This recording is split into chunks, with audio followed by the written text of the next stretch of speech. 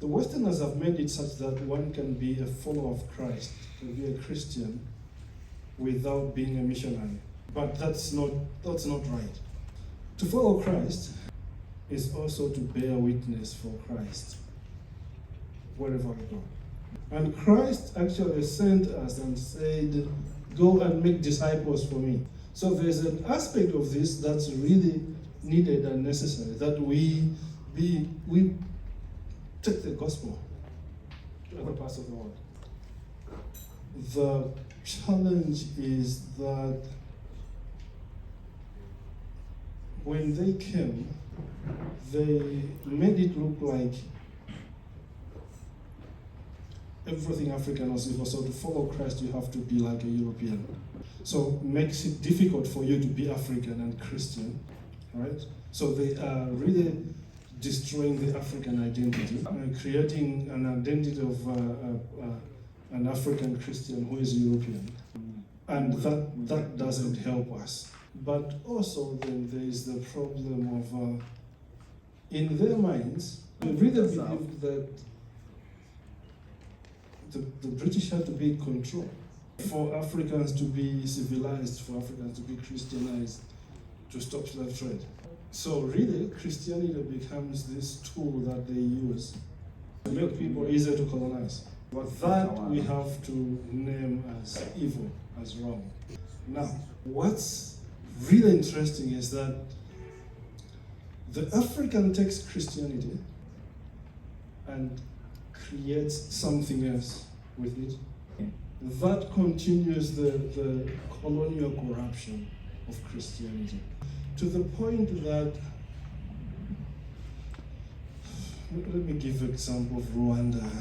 It's an example, it's a story we all know. At least 85% of Rwandans were Christians in 1994. When you look at the stories that came out of the genocide, Christians would sing together in worship in church, in the same choir, and share the Holy Communion, and after that go home, pick up their pangas, go look for fellow choir members. When you interrogate that story deeper, you realize that this good news of Jesus has been used to serve political means that make it look like it's not good for Africa. But it's simply because we have not had the chance to sit down and interrogate it properly, so that we can get to know again what does it mean to be a good child and a good Christian, right? When I travel around the continent, I hear often that the Christian parts of the cities are the most corrupt. If you want to do good business, go deal with the Muslims. Right? It's almost like Christianity is being used again to corrupt Africa, so that those who benefit from the corruption even make more money. Does that make sense? It doesn't make sense. But that's the reality. Rwanda is a very good example of mission history creating this. The missionaries. The work of the missionaries connects directly to the genocide. The creating of the Hutu and Tutsi communities, and the power dynamics that would lead to the genocide. Belgian missionaries.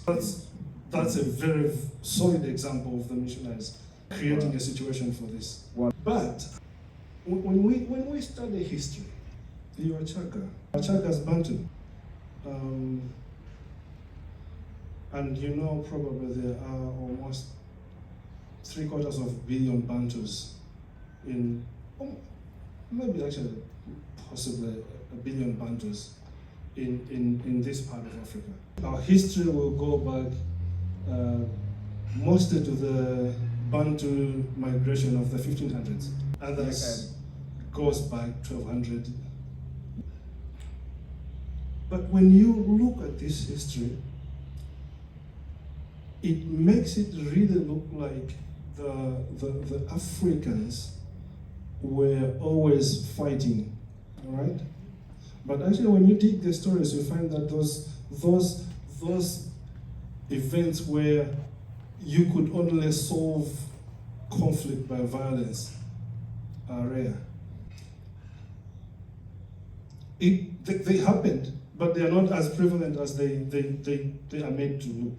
As a Bantu person, you will know about Ubuntu, which is really saying we can only be if we are in community. And that really leads you to a society in which community is more important than anything else. That for you to get to a place where you are breaking apart, not even resorting to violence, that's another level.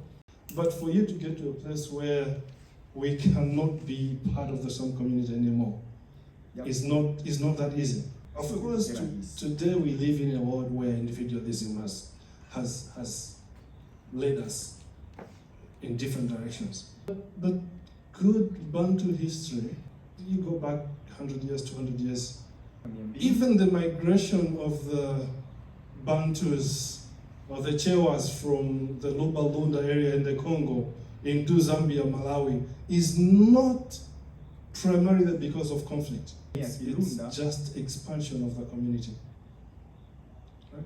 There will be stories of the Ngonis in South Africa, most likely come out of South Africa in the 1830s, in the time of Shaka Zulu. They make the trip into Zimbabwe, they go into Zambia, some settle in Malawi, some go as far as Tanzania. But the general migration of peoples has not always been about conflict. It's been really about just expanding. The reason I took this much time to address this is because this is part of the lies that we have been taught. That we were just fighting one another, and therefore we needed the Europeans to come and calm us down so we can learn to live together as communities. So, back to the question of have the missionaries done good to the continent? Let me shift the question a little. Has Christianity done good to the continent? Has Christ been good for the continent? And to a great extent, it's yes. But just like anything else, some people have used this thing to create things that work for them and continue the oppression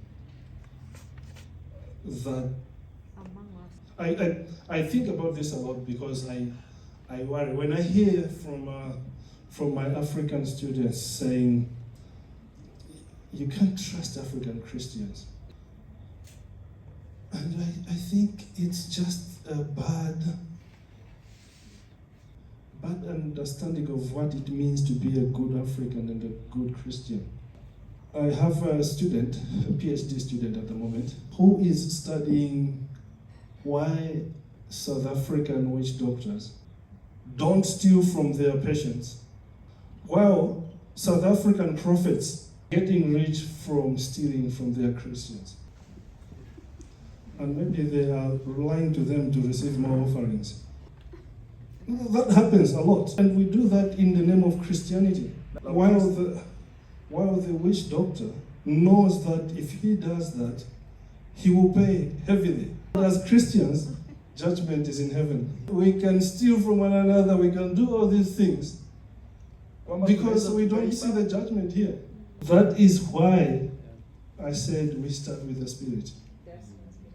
Because the Spirit will not let you steal 2-3 times before it actually makes it clear you can't keep doing this. And it will tell you either you follow what I'm telling you or you rebel and go do your own things. But the Holy Spirit is not going to be part of you lying to your congregation so that they can give you more offerings. This whole prosperity gospel thing, right? It's really among Christians, and it's taking advantage of people in ways that people out there cannot do because they will know this is wrong. Christ is good. Christ has been good for the continent. It's Christ's people, the people of Christ, who make a mess out of this good thing. Both. So on one hand, yes, as I was saying, some of the missionaries came and they had other motives. So let's acknowledge that. But also let us acknowledge the fact that actually some of us have made a mess out of this. Let me ask you a difficult question, and I'm asking it intentionally. No. I live in the UK.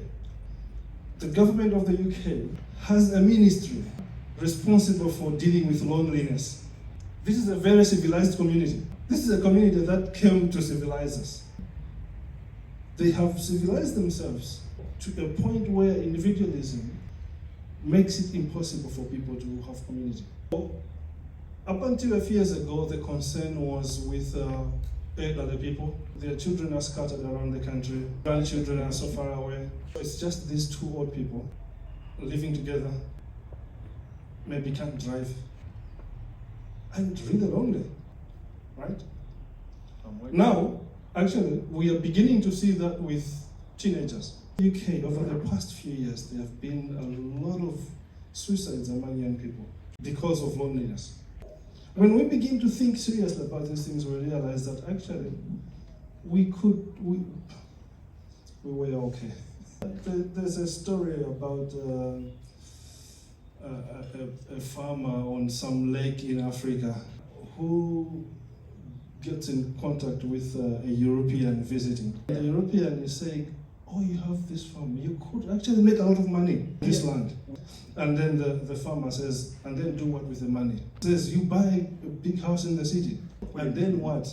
Oh, what? And you end up coming back full circle that even if when you have the money, what you are aspiring to leave us is already what you're leaving us. A lot of people leave Africa, go work, live in Europe, in the United States, and then you get there, and I've lived out there for a long time. You get there, you realize, I'm stuck here now, my kids are in school, I can't leave. But I think life was better back home. What does civilization look like? God has given us everything we need. Yes, of course, but living standards are also contextual. You become rich in Arusha, you want to have a house in Dar es Salaam. And you have a big house in Dar es Salaam, you have more money, you want to buy property in Cape Town. You have a big house in Cape Town, you have money, you want to buy a house in New York. Right?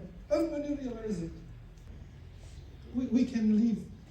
You have beautiful trees here. Okay, let's stop there for now. We will continue this one. I think we've shifted a few things. When we meet tomorrow, we'll be starting at a different place.